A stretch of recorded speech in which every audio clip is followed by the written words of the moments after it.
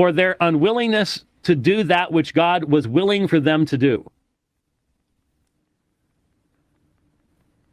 And I'm like, okay, for their unwillingness to do that which God was willing for them to do. So evidently God was willing for them to accept the gospel. Yes. Accept the message of Christ.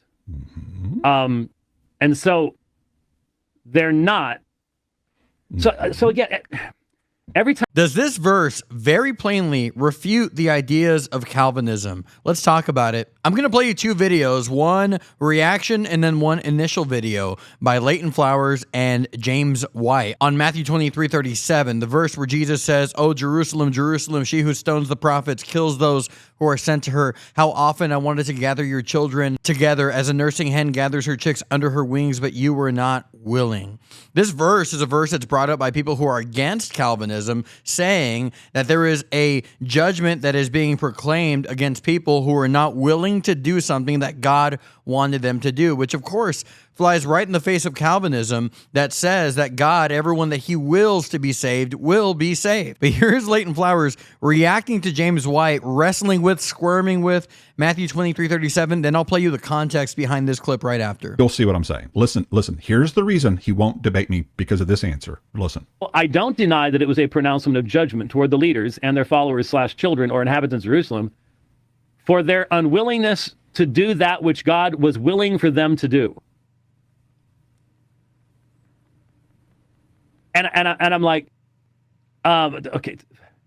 So just so you know, James White is reading a message from Leighton Flowers, a response from Leighton Flowers explaining Matthew 23:37. And he's saying that God is judging them for being unwilling to do something that he wanted them to do. That's what Jesus says. I wanted to, Jesus being God, gather your children together as a nursing hen gathers her chicks under her wing, but you were not willing. Jesus is saying, I wanted this, but you didn't, and therefore it didn't happen, which, of course, again, flies right in the face of the ideas of Calvinism, things like irresistible grace. For their unwillingness to do that which God was willing for them to do. So evidently God was willing for them to accept the gospel. Yes. Accept the message of Christ. Mm-hmm. And so they're not. So again, every time you get into this, one of the primary reasons, there's just absolutely no reason to get overly frustrated with the provisionists is this. They have no theology. And when I say theology, he's not dealing with anything. He just goes off on this. They just don't have theology. They don't have a doctrine of God. They don't. It's just so good. I gotta watch it again, guys. This is just—it's funny to listen to him kind of talk through it in his brain. God wants them to do this, and they're not willing to do it. Can you believe somebody holds to that? Oh man, it's just weird. Those provisions, they just don't have a theology. Let's go back. This is just too good. Again, that is what's happening, though. He has explained, and I'm going to play his further explanation, his elaboration of the verse, and why he thinks that doesn't go against Calvinism. But that's definitely what's happening. And this is a point that I've made about Calvinism many times, that people who are Calvinists, like people who hold other erroneous beliefs on things like baptismal regeneration, they have to, when they hold their position, deny like clear Bible language on stuff. They have to deny biblical language.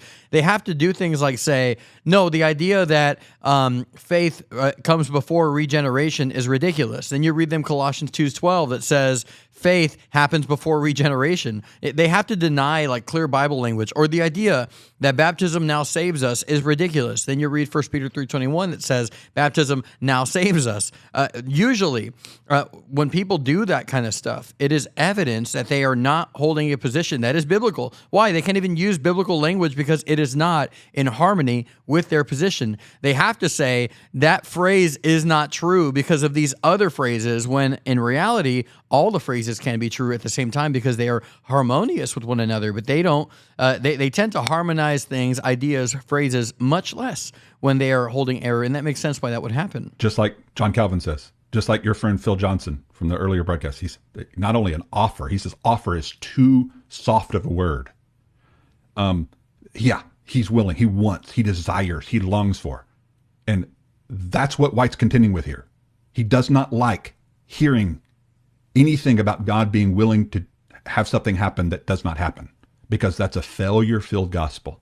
In other words, John Calvin, Phil Johnson, John MacArthur, John Piper, all of them who take the approach that God is having the expression of a desire, but has the two wills of God approach to those passages, they believe a failure-filled gospel, but not James White, because God never fails in his expression of what he wills, what he's expressing and willing for them to do. Whether or not you believe everything is predetermined, I would like you to determine to like the video, subscribe to the channel, and maybe even support the channel on Patreon. That would be very cool. I would appreciate that very much. God bless you. If you do support the channel, you get extended videos of this and every single video that I do, and some other perks as well. So what you're seeing here is this fundamental disagreement, which is Calvinists believe that if God wants something to happen, then God will never fail. So if he wants the guy walking down the street to be saved, then God will save him 100% of the time. And if that doesn't happen, that is a failure on God's part. And the way I would see it as a non-Calvinist, as someone who just is able to, I would say, agree with Bible language, is that God's desire is very different than God's imposition on my desires. God wants something, but God does not on everyone that is saved. God did not impose on their desires, causing them to see grace as something that is completely irresistible. There's a guy who debated James White not that long ago who made this point in the debate multiple times with him. It's very fascinating how Calvinists can't fathom the idea that God's will could just not be accomplished in some situations, like in someone's individual life. Here you have a tweet by Megan Basham from the Daily Wire, who is a Reformed person here. She's responding to a tweet that says, "How do Reformed theology believers pray for people to come to salvation? Seriously, how do they ask God to save someone? They believe God chose before the foundation of time who would or would not be saved." So basically the question is, how do you pray for someone if God has already elected and chosen everyone? And Megan Basham says something like this: "The inability to understand Reformed theology comes from not recognizing that we hold in tension two things that are both absolutely true and irreconcilable to the human mind." That's interesting. God's sovereignty and free will. And so that's the point that Megan makes here. We hold in tension two things that are irreconcilable to the human mind. And this is how this guy, Akid Richardson, who just debated James White in Romans 9, answers. In other words, you accept the irrational. But non-Calvinists do not need to, because reconciling these two things in our mind is easy. We do not assume, as do Calvinists, that God's sovereignty means he casually determines everything. Exactly. No tension for us. See, a Calvinist has to deny basic reality, things that become irreconcilable in the human mind because they are just irreconcilable in general, not just because our human minds are so frail, but they are actually irreconcilable. See, I can believe 100% that God is sovereign without having to believe and say that God imposes upon everyone in his sovereignty. And I can say that God wills something to happen that may not happen, and that would not be a failure on God's part. Like, I want the neighbor, Marco's neighbor, to be saved. If Marco's neighbor is not saved, that doesn't mean that God failed. It means the neighbor failed, not that God failed. So here is a slightly earlier context where James White gives his brief thoughts on what Matthew 23:37 means. What I've said about the text is it's frequently misquoted, and I've given many examples of it. It is a judgment text on the leaders of Jerusalem. And I forgot what the third thing I said was. And the point is, it's a judgment. It's addressed to the Jewish leaders, and it is a part of the judgment proclamation against Jerusalem. That then this is really, because remember, chapter divisions are editorial, and so this is right before what? Matthew 24. And I know there's some of you going, yeah, and I think that's happening in Iraq right now. No, Matthew 24 is... I can agree with him there. the destruction of Jerusalem. Jesus is prophesying what was going to happen in AD 70, and it did happen in AD 70. Jesus was a prophet, and when he said to the apostles, this is going to happen in this generation, it did. Anyway, so that's all I've said, is it's part of a judgment. So if you're going to... That's very interesting. He just says it's part of a judgment proclamation. Yeah, that's what's so fascinating about this verse. I thought he'd come with a little bit more, but he just says that. It's judgment proclamation. And sure, I don't think that hurts the way you can plainly read that verse at all. I don't think that changes in some drastic way the context that causes it to not mean that God desires people to be saved who are not willing to be saved. And that's why they're not saved, because they do not will it, even though God wills it. Again, when you read Matthew 23:37, that is a plain and simple reading of that text. And Reformed Baptists or Calvinists have to say, that doesn't mean that. Something that Jesus plainly said in a very plain context, not to mention, this is after Jesus' continual rejection by Israel, by the Jews. That's what he says in his lamentation. And they have to say, well, no, it doesn't mean that. It plainly says it, but it doesn't mean it. Why? Well, because Calvinism has to be true. It's kind of the same thing that happens with 1 Timothy 2:4. God desires all men to be saved and come to a knowledge of the truth. Well, that can't mean that. Why? Well, because Calvinism has to be true. You can expand it out of, this is judgment against the Jewish leaders that's fulfilled in AD 70 to some kind of principle like Norman Geisler did. You're going to have to provide some pretty serious contextual argumentation to do that. So he says, in order for you to say this means that people did have free will, you're going to have to find some serious contextual argumentation. What do you talk? It's very plain there. It is within the context 100% for Jesus to say this within the context of what? Their rejection despite his desire for acceptance.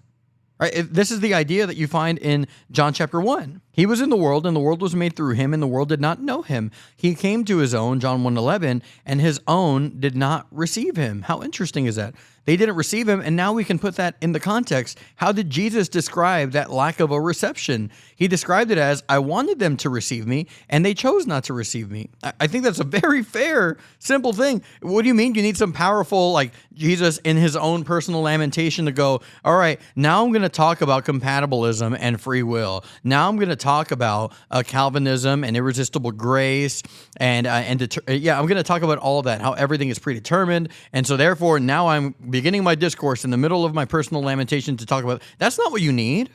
No, that understanding of Matthew 23:37 that says they weren't saved because they didn't want to, despite the fact that God wanted them to be saved, is very clear.